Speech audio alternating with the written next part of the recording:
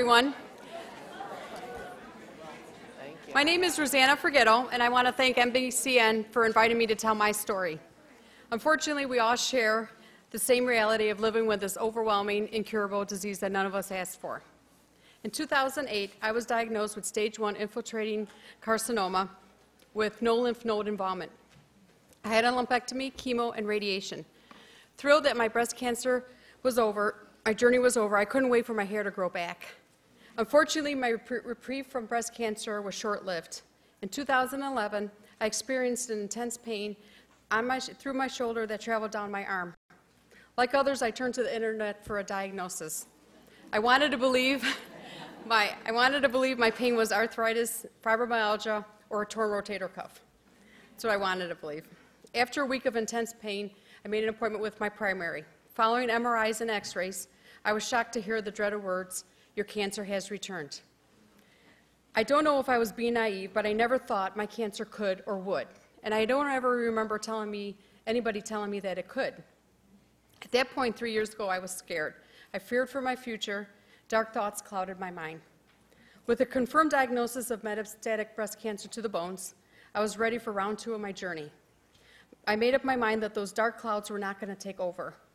My personal goal was to have light added to those dark clouds. I decided not to let cancer take control. I took control and became my own advocate. I refused to become a statistic.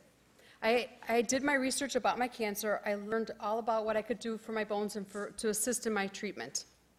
I took action.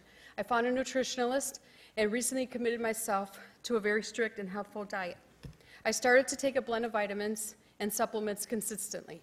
And then I prayed, meditated, and thanked God daily. In 2012, my cancer again progressed. This time it went to my lymph nodes.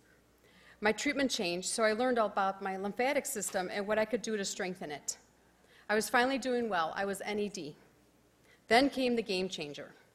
Last November, a routine PET scan exam showed that my cancer had progressed to my bones, lungs, lymph nodes, and my brain. I was in complete shock and numb, to say the least. My brain tumor was the size of a tennis ball, and then there was 5 smaller ones. Brain surgery was recommended as soon as possible to remove the tennis ball-sized tumor. 3 days later, I did have successful surgery removing the tumor. Again, I was faced with my next step. My oncologist recommended full brain radiation. While recovering at home, I did a lot of research on radiation into the brain. I opted for stereotactic radiosurgery, which is also known as SRS. Instead, because I felt comfortable with the SRS was the best treatment for me to treat the other 5 that I had remaining. I appreciate that my treatment team honored my wishes. I have learned that it's crucial for each of us to identify an oncologist who honors our wishes for individualized treatment. While we share many of the same experiences of our journey, our bodies, thoughts, and spirits are unique. This is all about us, and we should be comfortable with how we deal with what we are facing and not to worry about hurting the doctor's feelings. I urge you to take control of your journey with metastatic breast cancer. Face your situation head on. Learn all that you can. Make time for yourself. Exercise, eat healthfully. Meditate, pray, and explore your own spiritual path. Whatever works for you. Accept support from friends and family. These actions will help keep your life from spiraling out of control. And don't be afraid to get a second or even a third opinion before making a treatment decision. I'm doing well now, even though I struggle with fatigue and some side effects, but who doesn't?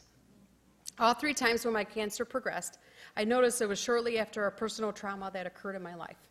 So I'm thinking that whatever negative thoughts we allow in our life may become our reality. So don't focus on what you're going through, focus on what you're going to do. So don't ever stop believing. You're stronger than you have been led to believe. I know I am. Thank you. Thank you.